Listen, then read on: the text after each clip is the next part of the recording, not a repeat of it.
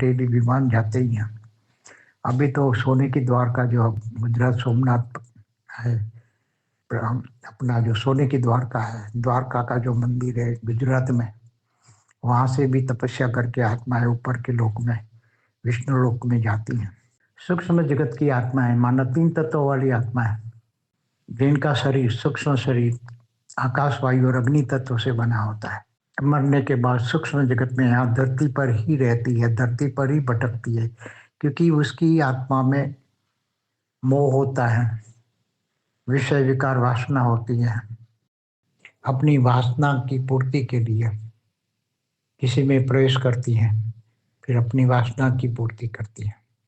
भूत प्रेत पिशाच ब्रह्म राक्षस डाकिनी, ये सब चुड़ैल, ये सब आत्माएं नेगेटिव आत्माएं होती हैं, जो अपनी वासनाओं को लेकर ये धरती पर ही रहती है, ऊपर के लोगों में नहीं जा सकते।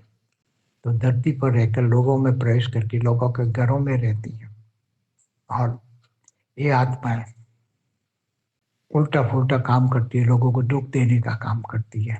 और जो अच्छी आत्माएं होती है, जो भक्तत्व आत्मा होती है, जो पूरी जिंदगी भक्ति करती है, तो यहाँ के जो मंदिर होते हैं, जो मंदिरों में जाकर वो भक्ति करती हैं, तो वो सूक्ष्म में वो भक्ति ज़्यादा तेज करती है। सूक्ष्म जगत में भी मंदिर होते हैं, वहाँ भी जाती है, सूक्ष्म जगत में थोड़ा ऊपर जाती है, अनुभव होता है।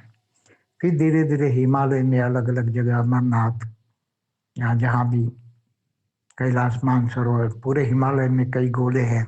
ज्ञान हो और नष्टो मोह की स्टेज हो तो ऐसी ऊपर के लोक में आत्मा जा सकती है। बाकी यहाँ अंत मते सो गति, आत्मा मरते वक्त भक्ति मार्ग की आत्माओं की सदगति होना शुरू हो जाती है। वो भक्ति मार्ग वाली आत्माएं मंदिरों में रहती है, वहाँ भक्ति करती है। क्योंकि राम और कृष्ण को लोग जो पूछते हैं तो वो विष्णु का अवतार मानते हैं भक्ति मार्ग में।